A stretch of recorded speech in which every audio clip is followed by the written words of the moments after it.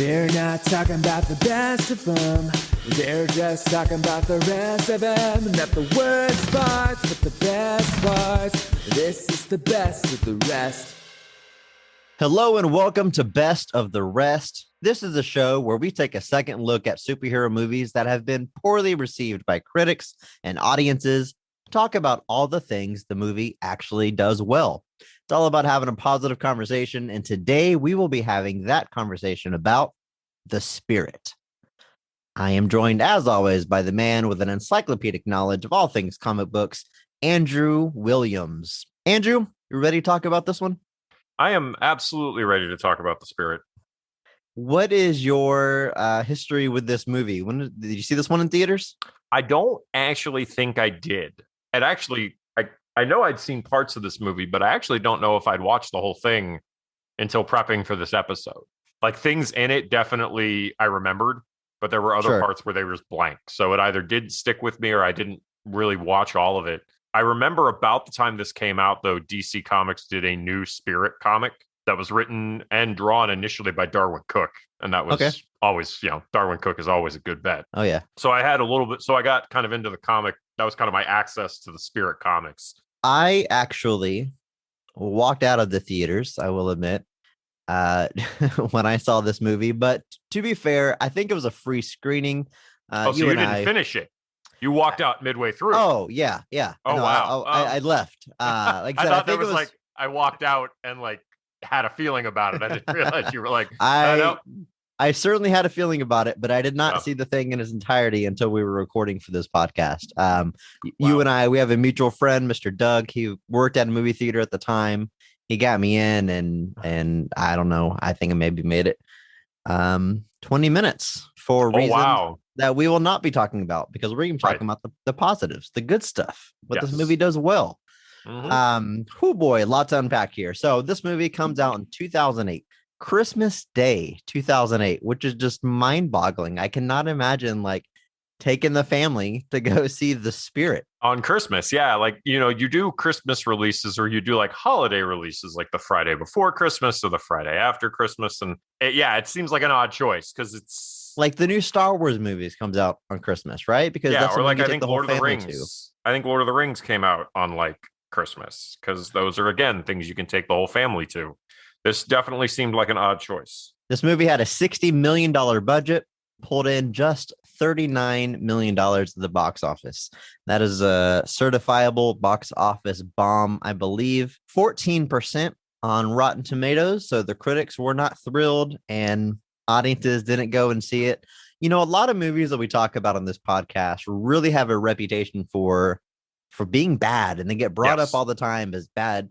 As like the bar, like this is if you want, like they're almost held up as like these encyclopedic entries. Like if you looked up bad comic book movie, you'd see these movies. Yeah, like listed. This is what we had to go through before we got to where we are. But The Spirit is pretty much forgotten about. I don't hear anybody talk about this movie. It's very odd, because it really isn't talked about, and it's like it came and it went almost without any incident. I did actually just look it up while we're talking here.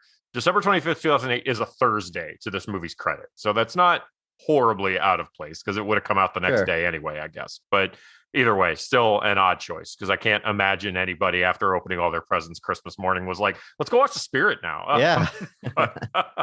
Fun for the whole family. Again, that's like, even if the movie were like held up as this like amazing, testament to cinema, I still don't think it's that thing that on Christmas is driving people to the movie theater. Obviously, Sin City is the biggest parallel. And I wouldn't consider Sin City a good Christmas movie. No, certainly wouldn't either. Not just that, 2008. I mean, that's when arguably the modern superhero movie kind of coagulates together. Like that's hell of a summer. Year. Hell of a summer. That's Iron Man. That's Incredible Hulk. That's Dark Knight. That's Hellboy 2. Like this is a pretty stacked year for comic book movies, and the bar was definitely set pretty high with a lot of those movies, and I definitely think that impacted the reception here as well. Yeah, but you ask somebody today, hey, have you seen The Spirit? You might take them a minute, like, which movie is that? Oh, it's the one that looks like Sin City, and they go, oh yeah, I never saw that one, or I heard it was bad. I mean, it might take them a minute to even remember this movie exist, which is just right. bizarre. It's very odd because it definitely doesn't make the splash that like I said, Sin City is the easy parallel because the visual style of the films is essentially identical, and so Sin City is definitely a movie that people did talk about and did see and did hear about. Oh yeah, and that was only a few years before this, so it's kind of odd that it just like you said, kind of almost disappeared as quickly as it appeared. the first time I heard about this movie was actually in the theaters to see The Dark Knight. It was one of the trailers that played before it. I remember seeing the trailer for this and the trailer for Watchmen. And both of those movies, I wasn't super familiar with the source material or the comics. I looked into it afterwards. And of course, Watchmen comes out the year after this. And I really enjoyed it, enjoyed that book, I enjoyed learning about that comic book's place sort of in comic history. It's an important one. And then the spirit, we keep talking about how the obvious parallel is Sin City, but not when you look at the source material. The source material is like a pulpy, colorful book. So it's bizarre to me that it gets made in this style, helmed by Frank Miller of all people. Helmed by Frank Miller. So I did some research on this movie. I was surprised to learn that apparently the studio approaches Frank Miller and says, "Hey, we want the spirit in this style." Just very strange. It is an odd choice. The only thing I can assume is that it was very much a case of, well, that worked for Sin City and everybody thought it was cool, so let's take this kind of obscure pulpy hero that people aren't really familiar with, because even now I can't say the spirit is somebody that no one's banging down the doors for that. And so it's interesting. So I can only assume that the studio thought it would be interesting, or at least would get people talking, to take that Sin City style and kind of apply it to this character.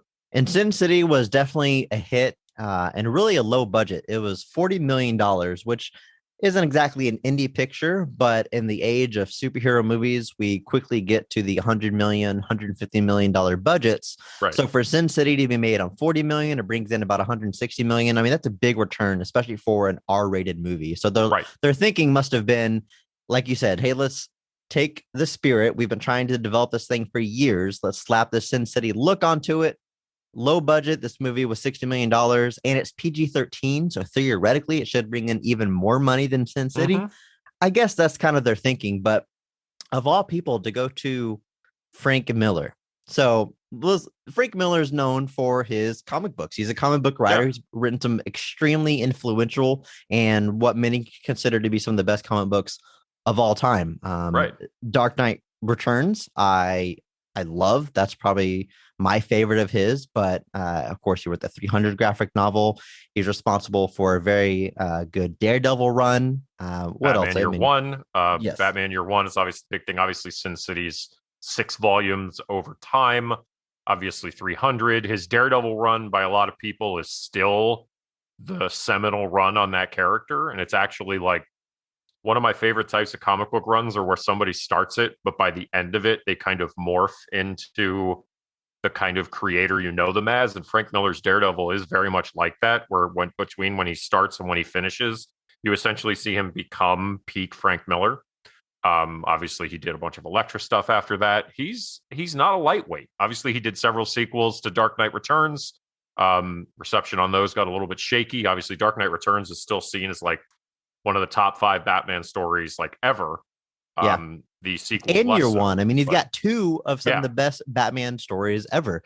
And the man not only has a unique and praised writing style, but a drawing style as well. And it's very rare in comics for someone to really be that dominant on both sides of the medium. It's typically your fantastic artists are not great writers, and typically, obviously, your great writers are rarely artists. So he's definitely not a nobody in the world of comic books. And to this point, really his only film directing experience is Sin City, because Robert Rodriguez was insistent that they be co-credited for directing that. Yeah, let's talk about that. This man kind of backs his way into the film industry. For a long time, he does not allow his books to be adapted into film. He just doesn't think that it would translate. Robert Rodriguez really wanted to get a Sin City movie made. He had a vision for it. He said no, Frank Miller. So Robert Rodriguez went as far as to make a short film. It actually ends up in the movie. It's the Josh Hartnett section in the beginning, which is based on one of the Sin City short stories. Josh Hartnett, of course, knows Robert Rodriguez from The Faculty, so they're pals. He makes this short film to show Frank Miller, like, look, I can literally adapt your pages in the panels onto the big screen and make it look true to your vision. And of course, Frank Miller agrees. The rest is history. They make the movie. Like you said, Robert Rodriguez is insistent on Frank Miller being involved every step of the way on set, so far as to have him co-credited as a director, which is, I got a lot of respect for Robert Rodriguez to do that. According to Rodriguez, he gets kicked out of the Directors Guild for doing that. The Directors Guild has very strict rules on who can be credited as a director, and he wanted to list Frank Miller. They wouldn't allow it, so he had to leave the Directors Guild just to put Frank Miller's name on it. So, right. I mean, really doing the man a solid. Because, I mean, a huge solid. That's because a massive thing. We can imagine on set, it's Robert Rodriguez is the one directing their actors and keeping the whole thing together. Not to downplay what Frank Miller's doing, but certainly not exactly the role of a director. I'm sure he's more just influencing the style and being true to the source material. Well, and yet, like you said, it goes as far as there's actually no credited writer on Sin City because the comic books were it says it's adapted from the comics. So legit, the idea was genuinely to take it from page to screen as much as humanly possible. They basically used the comic as storyboards. Yeah, essentially. Very, very limited dialogue changes. Obviously, they had to do some, but to the point that, like I said, there's no credited writer on that movie. This is something that you kind of get a little bit the next year with Watchmen, which is also kind of very notable for being very slavish to the source material. But this is also not just putting it on the screen, but actually trying to adapt the visual style to Frank Miller's artwork, which was a very, I mean, I'll say a ballsy kind of move to do that. And it ended up becoming like a huge breakthrough. One thing Robert Rodriguez actually adds to his style is a lot of the color, because in Sin City, there is some color. It's very little. Like the yellow bastard is yellow, and that's almost it. I think Clive Owen's character's shoes are still shoes, but in the movies, the movie in Sin City, Robert Rodriguez takes it a little bit further, and he allows some flesh tones to come in, or eyes to turn green, and really splashes in more color than he did with his books. And Frank Miller takes that whole style and brings it over here to the spirit. Yeah. Which I think is the only color in this movie, the spirit's tie. Wow. Is it? It might be. I think there might be some skin tones and stuff too. Sometimes it's just real saturated skin tones. But yeah, definitely. Like the only vibrant color in the whole movie, I think, is the spirit's tie. And then like the flashbacks are kind of sepia. So there's little subtle colors throughout, but definitely that tie popping out is what they want you to look at. I want you to see that. Yeah. So let's take a look at this cast. This is retroactively kind of a stacked cast. I don't think everybody here at the time was super famous, but a lot of these people went on to either successful television or film careers. So it's actually looking at this cast and even watching it, I was just like, wow, I'm actually kind of shocked at how many people in this movie you've actually kind of heard of. I think after the success of Sin City, a lot of these people were really interested in the idea of doing something like that because it was so different. And of course, comic book movies are exploding at the time. It seemed like a pretty easy offer to say yes to. Yeah. But we want to start at the top, as we like to do. Andrew, who gets your Mark Strong Award? That is the actor or actress that comes into this movie, steals every scene that they're in, raises the bar, raises the quality of the entire film, or at the very least, raises the role that they were given. Who gets the award for you?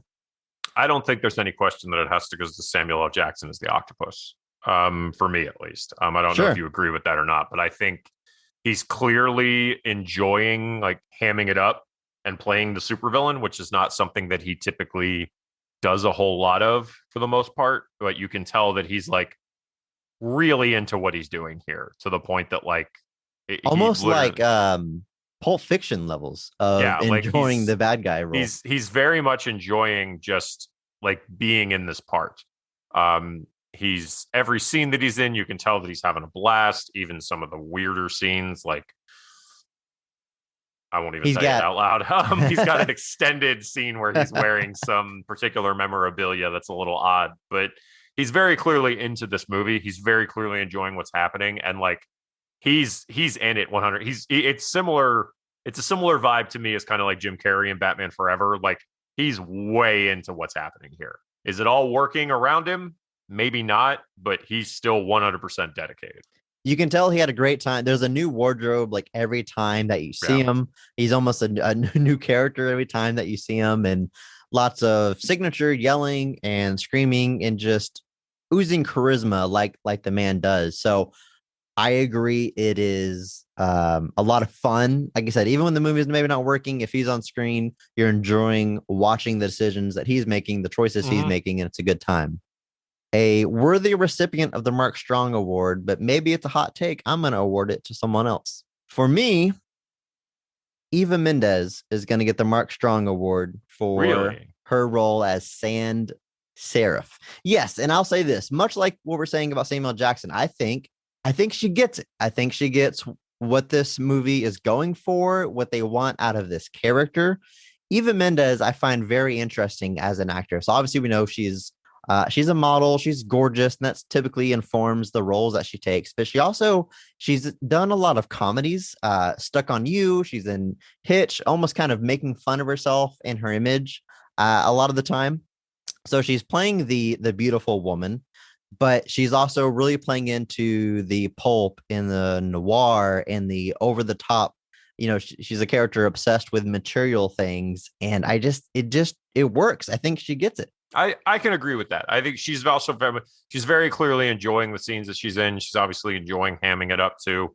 And like it definitely, I think, informs their decision that they kind of get it. They see what they see what's on the page, they see what's around them, and they are leaning into it 100%. To me, it's a role that could have been played very stiff. If you got, literally just cast a model or someone that wasn't an actress, it would be just very boring to watch them on the screen. But she's able to bring that just enough flair to the character that I enjoyed what she was doing. Also, I want to shout out, I hope I get the name right. Seychelle Gabriel, who plays the young Sans Seraph, I think does a phenomenal job. We've got a flashback scene to young Mr. Spirit and young Sans Seraph, and really setting up their dynamic together. And setting up her obsession again with material things and getting out of the slums and driving the nice car and having the nice jewelry. And I think that young woman does a great job. Looked real quick through her filmography, and she's still working, hasn't really had her big break yet, but I certainly expect it just based off of this movie. She was very, very good. I just remembered the guy who played young Denny Colt was also the guy that was young Neil from Scott Pilgrim, and that's all I could see in my head. Hey, that's a fun fact. It is. Frank Miller himself works in a cameo as well. He pops in pretty early, yeah. He tends to do that. I think he shows up in Sin City too, and he's the priest in Sin City, yeah. Former DC Comics president Paul Levitz actually shows up in a cameo too. Yeah, he was president at the time of this movie, I believe, 2008. Yeah, and he's like when the spirit's kind of stuck, like hanging from his coat outside. What was that? Is that Sans Seraph's apartment? He's one of the guys on the ground, just kind of pointing up and laughing at him. And there's some fun touches in this movie. Yeah, so they clearly they're having a good time. They're having some kind of time. But yeah, fun little fact. Let's talk about Gabriel Mock. I really got to start looking up how to pronounce these names. I feel so bad if I get it wrong. I'm a stickler for that. My whole name, Christopher Scott Logan. It's 3 first names, very easy to say. So anytime I come across a difficult name, like I want to be respectful, I want to pronounce it right. So apologies if I got that wrong, but he plays Denny Colt / the Spirit. And what do you have to say about this? What positive things have to say about? Well, obviously, Gabriel is probably more commonly known now as being on Suits, which would come after this. He was on that for like a very, very long time. He's making some choices. As far as I can tell, he's doing what's asked of him, which mostly is that noir detective gruff voiceover. Yeah, he's doing a lot of voiceover, a lot of monologues about the city, which it reminded me of They remind me of the Tick all the time, because the Tick does that like in everything. He like monologues about the city and, just says weird analogies, just like This city. your toast will never go unbuttered again and weird crap like that. So I'm just getting this weird allusion to that when he's talking about like how the city provides. And by that, he means like there's a manhole cover next to him when he's getting shot at. Like it's very strange. Like the just, man and they're loves like extended. Yeah. the spirit straight up. He wants to fuck that city. Is the impression that I got. I mean, it really personified the city as a woman. He's true really love. like he's loving that city. Like and it's actually called Central City, which is from the comics, which is Flash's ultimately city. It will be Flash's city. I don't believe they're intended to be the same place, because the Spirit has always kind of been his own independent thing. DC has had the license a few times, but overall he's kind of his own thing. Got it. So yeah, like I said, I think he's doing what's asked of him. Obviously the story or the presentation that this movie is going for is to put him kind of in this, like you said, the kind of dramatic monologues, the voiceovers. What's difficult is his character, the Spirit, for most of this movie doesn't know his origin, doesn't know how he came to be, doesn't remember who he is. And that's a pretty hard role to play. You've got to try to be interesting, but also not know anything. So it's a difficult spot to be in. And I will just say he does the best with what he's given. I don't necessarily think he doesn't know who he is. He just doesn't know how he's alive, basically. Like, I think the later flashbacks, I think he still knows who he is. He just is choosing to kind of exist as the Spirit instead. But he has no idea how he's come. Okay. He doesn't know why he is like invincible for sure. Right. He has no idea. Yeah, it's still a tough thing to kind of balance, of just being that kind of line between, knowing and not knowing. And like I said, I think he's doing what's asked of him. I can't necessarily say he's taken anything above and beyond, but I don't know if anybody else could have either. Scarlett Johansson as Silken Floss. I love the names in this movie. There are some great puns in these names. So Scarlett had her breakthrough, Lost in Translation, early 2000s. She was also in The Island, The Prestige, some of her bigger roles before taking on this one. This movie, of course, comes before her Iron turn Man 2. as Iron Man 2 as Black Widow. I knew her from a movie called A Love Song for Bobby Long, which she is in with Gabriel. Funny enough, but that movie with John Travolta, it's a good one. Go look it up. She's having a good time. Most of her scenes are with Samuel L. Jackson. She's sort of his assistant throughout the movie, also playing up all the costumes. Another one that I think gets it. She's got some crazy eyelashes at one point. She does. You were telling me that. What was it? Her eyelashes are the MVP of this movie. Those almost got my Mark Strong award, because those have to be some strong lashes, as big as they were. But I think Ghost World was my big introduction to Scarlett Johansson. Okay, I was looking through her filmography. She's done so much. She's been around for so long. You don't even really realize, so young. Like, she's got and then she's still like, she's got a long way to go. She's still got way more she can do. So it's interesting. A lot of respect for her roles, because she definitely has that sex appeal, but isn't always just playing the damsel in distress or the hot person, the sexual person in a movie. She definitely takes on a variety. She's like 3 years older than me. It just makes me feel bad. No, I actually also randomly remember her being in Home Alone 3. There's a fun fact for you. Wow. Because that was a movie that I, for some reason, watched a lot as a kid. Moving on in our cast. Let's see here. Sarah Paulson plays Ellen Dolan, who is the surgeon in the movie. I had to take a lot of notes for who these characters were, because I didn't really recognize all of their names, but she's the surgeon. She sort of keeps she's a on and again, off again thing with the Spirit. She, I would say, tends to his wounds, but the dude heals pretty quickly, so there's not much to do there. She's kind of a journeyman actor, if I can use that phrase, mostly supporting roles.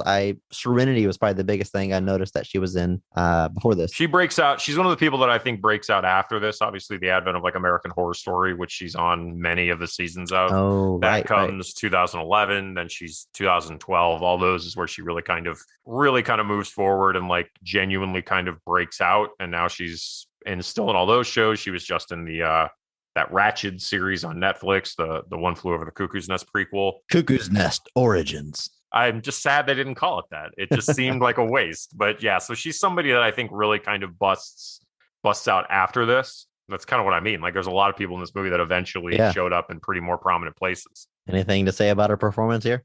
I think she's I think doing what's asked of her. She's obviously she's got a complicated relationship, obviously, because the implication is that she was involved with Denny Colt before he seemingly, quote unquote, died, and does not seem to be aware that the spirit is Denny Colt. So I guess I can appreciate he's got that domino mask. He's got the mask. So I can appreciate that they stayed dedicated to that concept, that like the domino mask really does make it so that she has no idea. But once it's like peeled back like halfway through later, she's like, oh, okay. Yeah. So she has to find that balance between, like, obviously there's that, the sexual tension with the spirit. There's a lot going on there, and I think she does exactly what's asked of her. Stana Katic as Morgan Stern. I loved this performance. I love this character. She's really good in this. She's sort of a young rookie officer who always wants to use like a giant gun. She's almost like ditzy, but not dumb. She's just very, I don't know, fun and naive. She's plucky. That's perfect. Yes, and a lot of fun. I wish she had a bigger role. The wiki just says she's spunky, and I guess that's completely appropriate as well. Too. But no, I remember she goes on to star in that show Castle. I don't know if you ever watched it, but it was the Nathan Fillion vehicle where he was a mystery author who works with the cops. But she was the lead, one of the leads on that. So again, that's somebody that kind of busts out like right after this. But she was actually one of my more favorite performances in the whole movie, just because she's just having fun with it. She's working with it. She's having a good time. This movie at times, I mean, I'll just say this, the tone is somewhat all over the place. And at times it gets almost too self-serious or too convoluted in its plot. Mm-hmm. But anytime she jumps on the screen, just brings immediate levity. That is very important to making this movie definitely try to work. We got Louis Lombardi as, I just wrote it down as the Goons. He's the Octopus's cloned henchmen. They all have their names written on their shirt. Yeah, they all have like Phobos, Logos, Pathos, Ethos. Like, it's all very it's all words that end in OS. Like, they're all words. Very much. I wrote down like the first three. Like, is this going to be important? Are they like embodiments of different ideas of concepts of the ego? And then later on in the movie, you got like huevos rancheros. I mean, like doesn't adios, amigos. But... Yeah, like there's any pattern that was there is gone almost immediately. Outside, they just all end in OS. Yes. He's definitely the epitome of the dumb goon henchman. Right. Yes. I mean, he's just an idiot. Is the idea? He's just an idiot. Yeah. He's very bumbling. He can't really be trusted to do much of anything. Almost a Three Stooges type performance. Yeah, very much. Like, just kind of like we're almost, what's the word I'm looking for?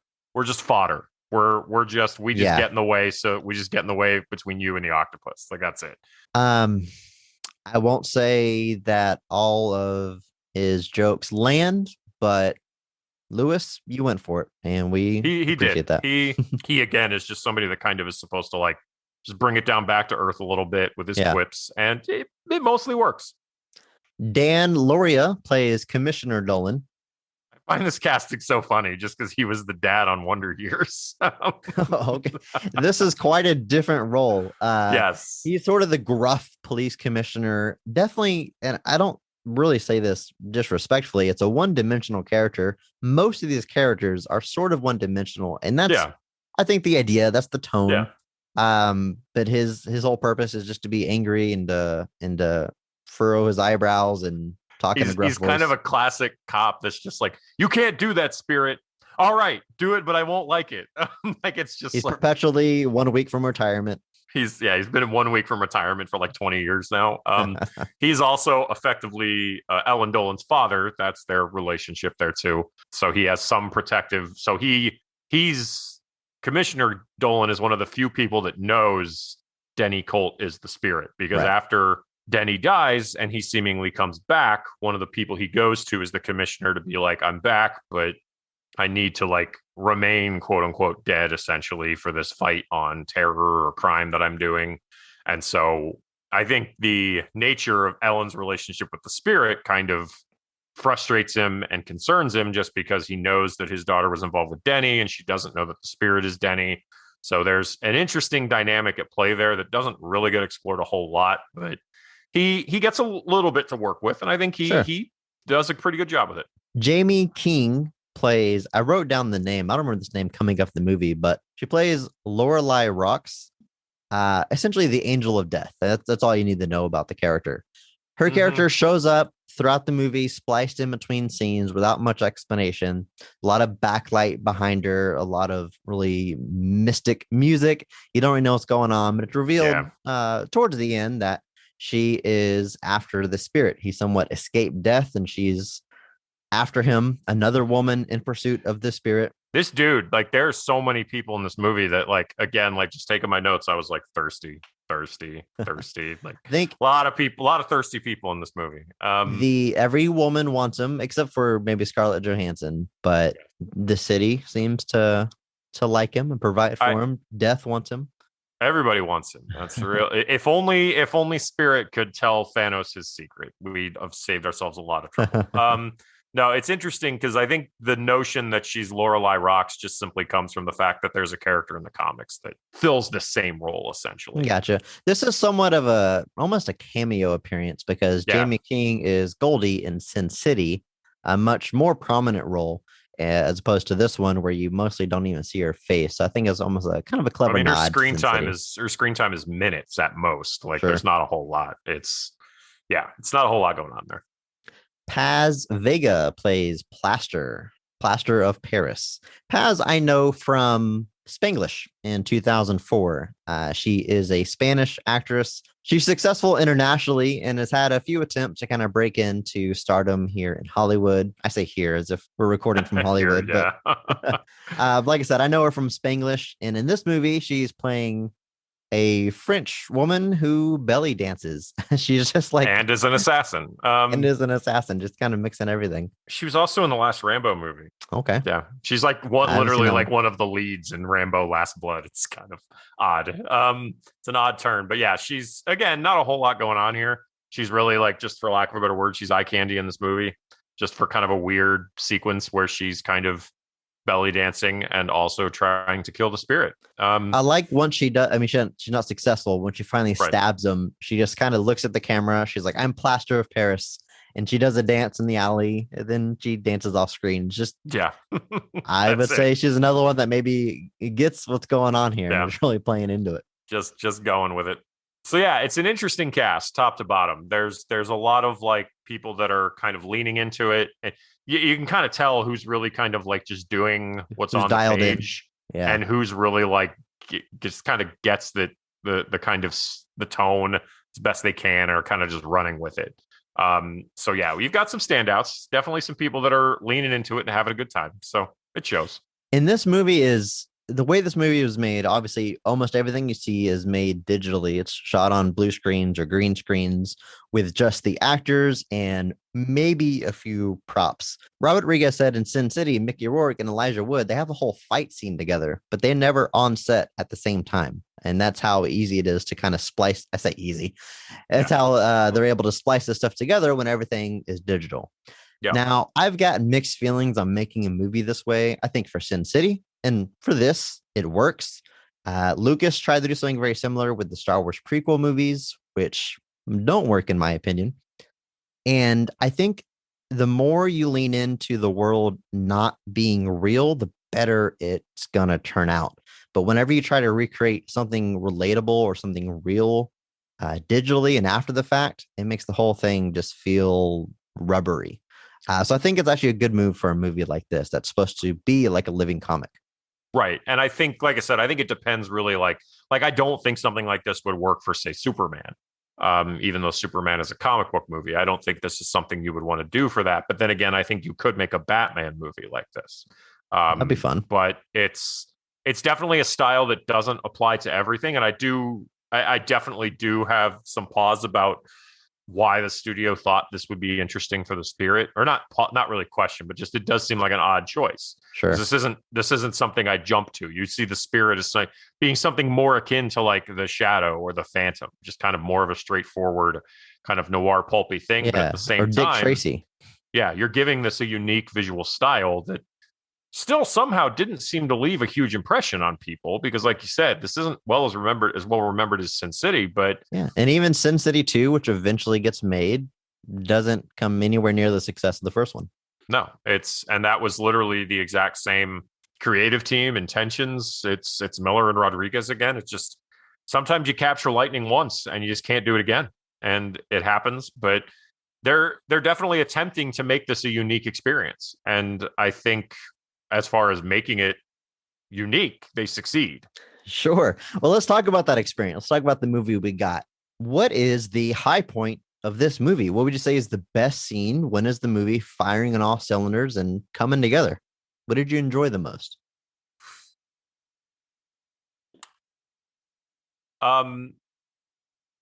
Take your time. There's a lot of scenes to sift through in your mind. I understand.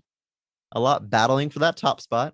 There is a scene that is equal parts troubling and still somehow effective for me.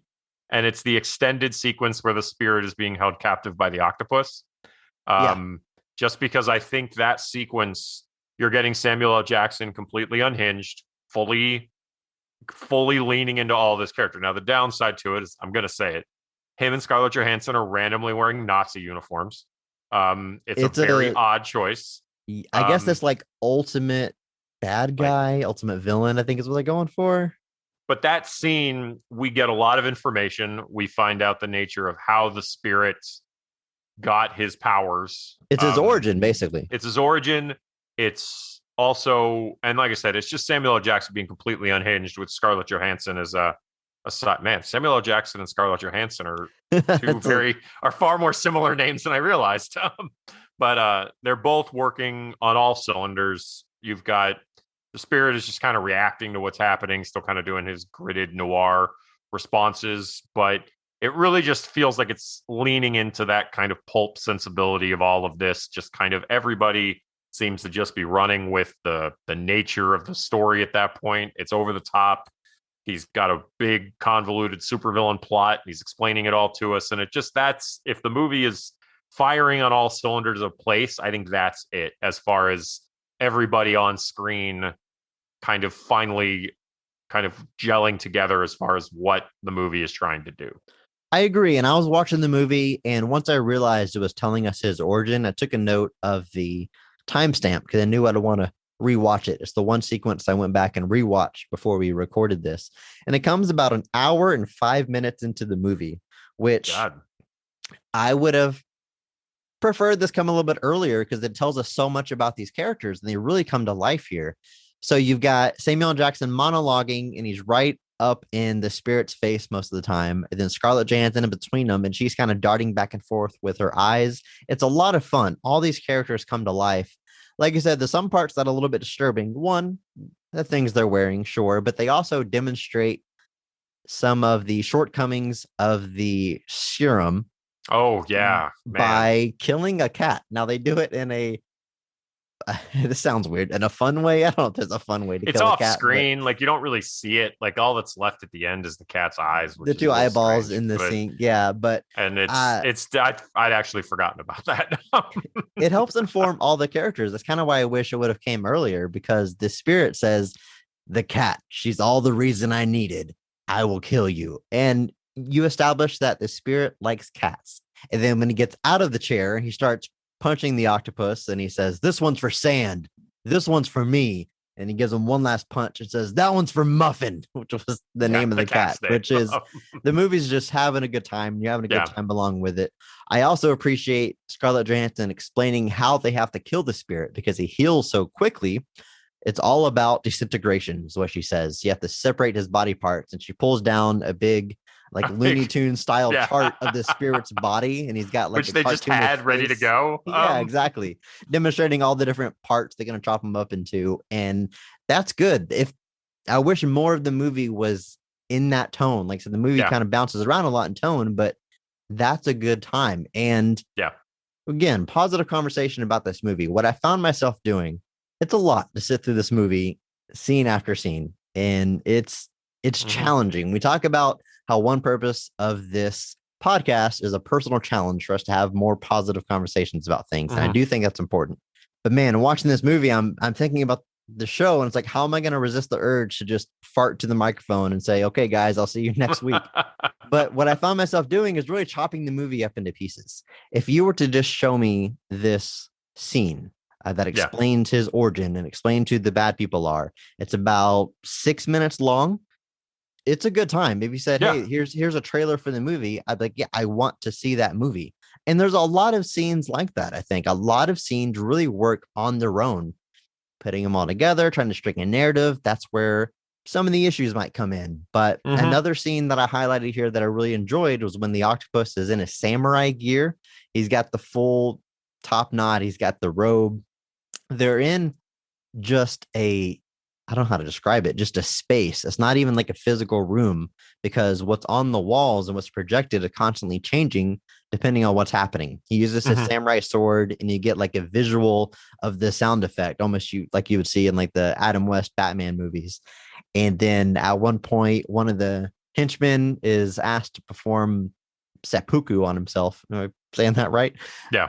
And then you get the rising sun. You get the rising sun image projected in the room that they're in, and they're just really having fun with what they can do with the way this movie was shot with the digital sets, playing with the visuals, actually using it to trying to use it for an actual purpose versus just kind of using it because.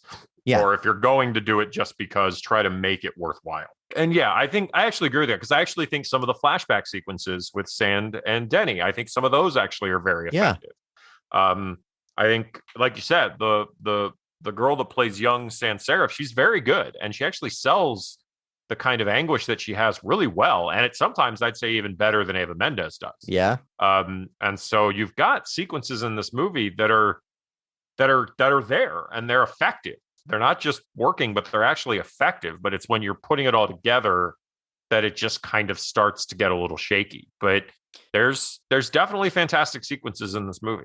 You know, I'm going to bring up a quote that I've shared with you multiple times. I know, Andrew, but M. Night Shyamalan, this has always stuck with me, had an interview years and years ago, and he just dropped this nugget of information, this knowledge that has always stayed with me, and it's a good lens to look at movies through. And he said, a director's job is to keep a consistent tone throughout a movie, and just distilling such a broad and important role into that one line, I think is fascinating.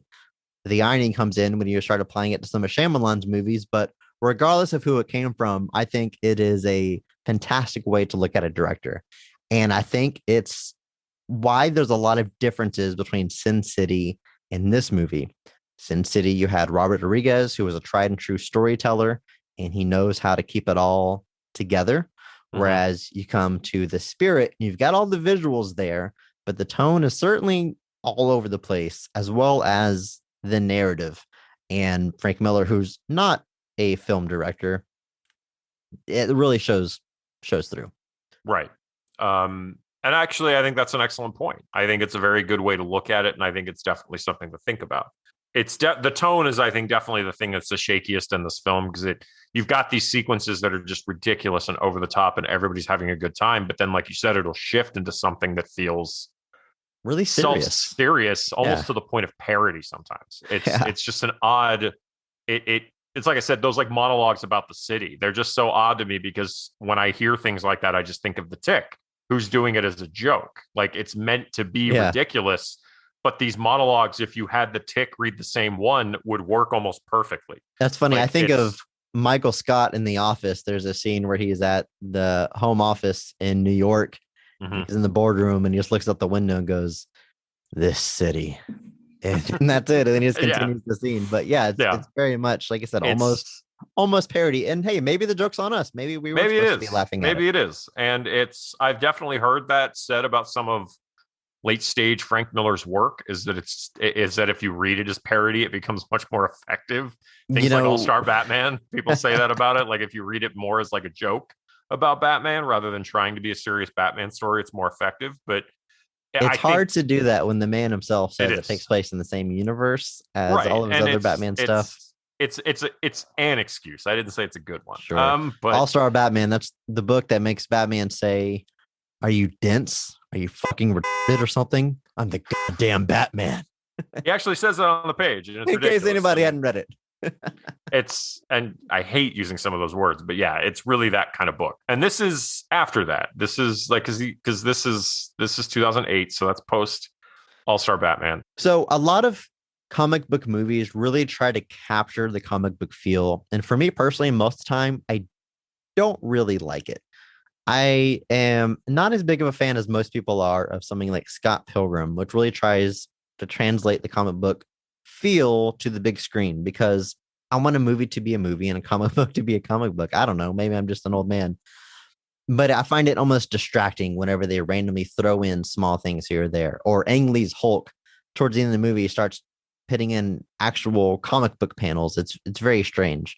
No, but stuff like Ang Lee's Hulk definitely is the one that definitely is more jarring to me, just because again, they end up yanking the film from the references like tonally apart, because like Ang Lee's Hulk is a self-serious movie. Like it's taking itself dreadfully serious. I'm sure we will talk about it one day. We probably will, but then you throw in those comic panels and it just throws the whole thing off, because now you're like, well, it's very jarring. So yeah, but I like something like this or Sin City where we dive all in, right? There's no attempt to be realistic.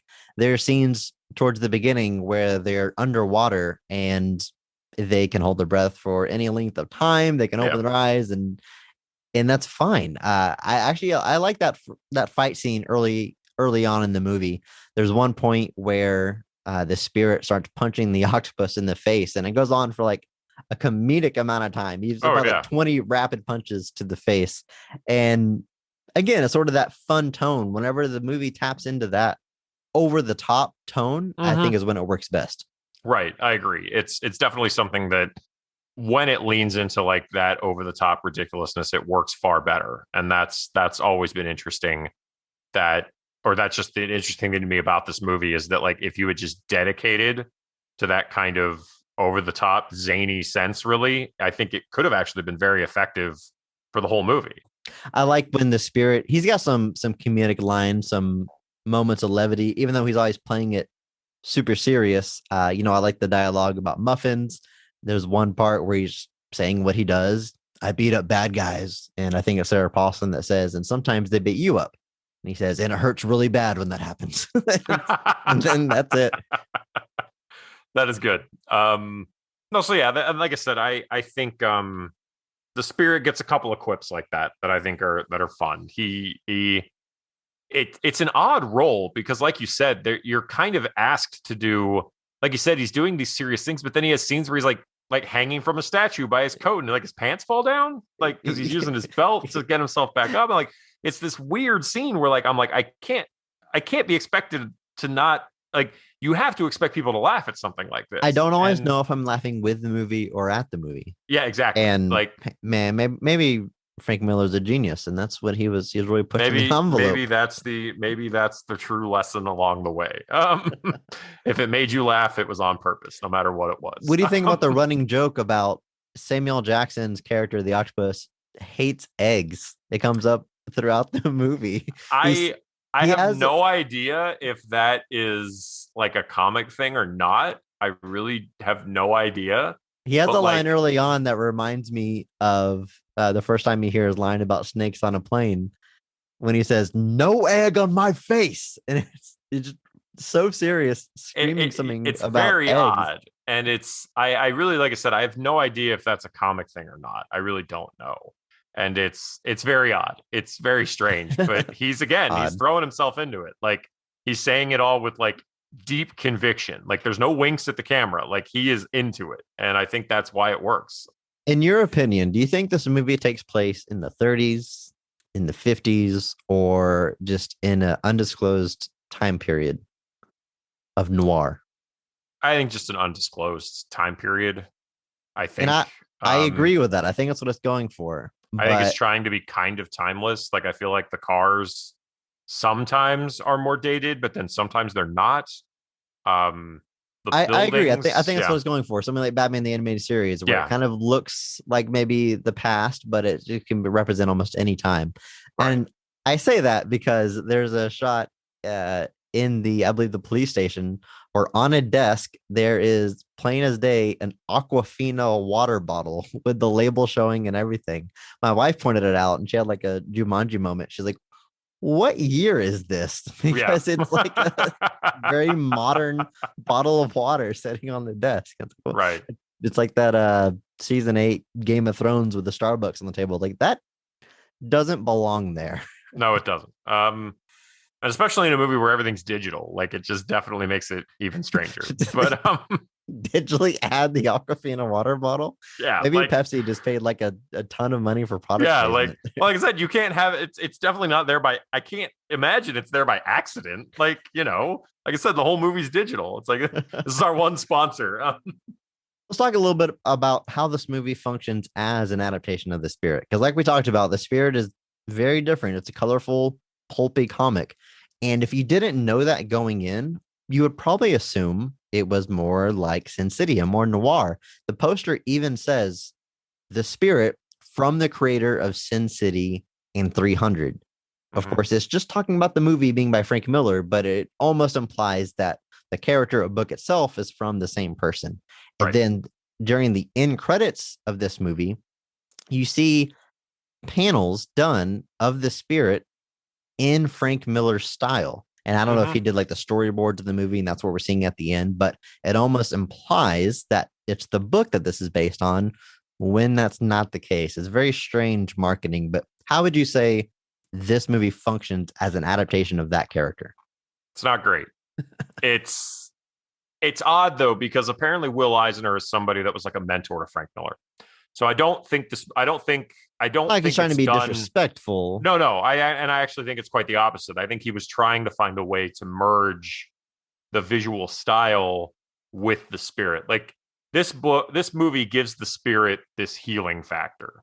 That's not typically ever been a thing the spirit has had. Ever. That's not a thing. And there's aspects of Octopus that are taken from other villains that are more involved with like the spirit getting some of his more just enhanced abilities. But the healing factor is something that really just comes into this movie. And I think it was just kind of a way to kind of work around the fact that they are supposed to have these like comically over the top fights with each other. And it's like, well, how do you survive that? So they were like, well, just give him a healing factor. And I wouldn't have really stopped to think about it. In these types of movies, when people are beating each other up, the first thing I'm like is, wait, humans can't go through that. Like, that's never my thought. But there are a lot of pieces that are taken from those comics. And I think the intention is to try to honor it as best you can, because there's also a lot of Latter-day Spirit stories that have been done by people that weren't Will Eisner. And a lot of those are a lot more, they get into some weirder places. And like I said, obviously the DC Comics one by Darwin Cook eventually got done by a lot of other people. But I think Miller is trying to look at those original Eisner stories. And like I said, I don't think he's coming from a place of like, I need to make it better or it's not working. I think he's just trying to take it. So there's a couple of different stories that factor in here. Obviously the octopus has changed because I don't think in the comics you ever actually see the octopus. I think he's very much like a Dr. Claw situation from Inspector Gadget. Like you only see his purple gloves. And in this movie, the octopus definitely doesn't wear purple gloves. Which is surprising because it's played by Samuel Jackson, who loves wearing purple.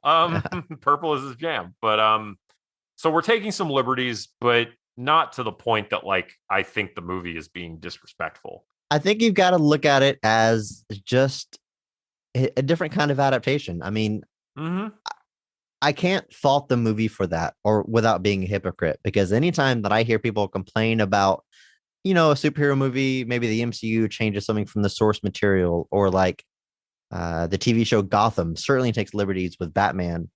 I always think it's a silly thing to complain about because the source material will always be there. It's not retroactively changing the comics. You've got those stories. Why not enjoy an alternate take on it, or don't enjoy it? It's not going to hurt you or anybody. So that's kind of how I look at this. And the movie actually avoids some of the more problematic elements of the comics. There is a character in the comics whose name is Ebony White. And what about that character is problematic? He's drawn in a very insensitive way. Okay. We'll leave it at that. I will leave it at that. So there's So obviously you're avoiding that entirely. You're trying to focus just on Denny Colt as the spirit. So yeah, I don't think any of it's coming from a place of, like we're trying to make it better or we're embarrassed about it or we're ashamed of what it is. I think Miller put together what he thought was a story that kind of took all the elements of the spirit he liked, introduced a few new concepts. Put his touch on it, his look on it. I'm sure when Miller was writing this movie, apparently he was contracted for 3 of them. There was apparently a thought that he was going to make multiples of these if there was like a Sin City level success. Wow. But even taking it at a level of like, it's kind of like Green Lantern. Like, if this is the only movie we're ever going to get, I'm glad I saw him in the Sinestro Corps uniform. It's very possible that Miller was approaching this from like this may be the only Spirit movie that ever gets made. And if it is, I want to try to bring as many of those concepts here as I can. Is it as an adaptation? Like I said, I don't know if it's firing on all cylinders, but I definitely think it's done with a sense of let's do this the best we can. Like, I don't think it's coming from a bad place. Yeah. I think there's a lot of scenes, like I said, individually that work. You can chop this movie up and a lot of those segments will be fun segments on their own. Mm-hmm. I think the movie could have benefited from bringing in someone in Robert Rodriguez's role from Sin City, maybe someone who's more experienced in film that could have tied it all together, probably cut some stuff out and just made sense more narratively. But the movie is not as far off from being a good movie as I think most people would say. It's not like it's not salvageable. Yeah, like I said, a steadier hand could have helped, but I think Miller, I don't think there was any malice in any level of this movie. I think Miller was doing the best that he could, or what he thought was the best. Well, hey, that's the spirit. There are some things to like in this movie, believe it or not. Hopefully we're able to highlight that. Yes. Remember, guys, maybe not every movie is great, but all movies have greatness. Thank you to Mark Benavides for singing our theme song. Check him out on Instagram at NotThatMarkAnthony. If you like this episode, please rate, review, and subscribe. Share it with a friend. All that stuff really does help. Follow us on Twitter at VOTRcast. We'll see you next time. Thank you. Thanks, guys.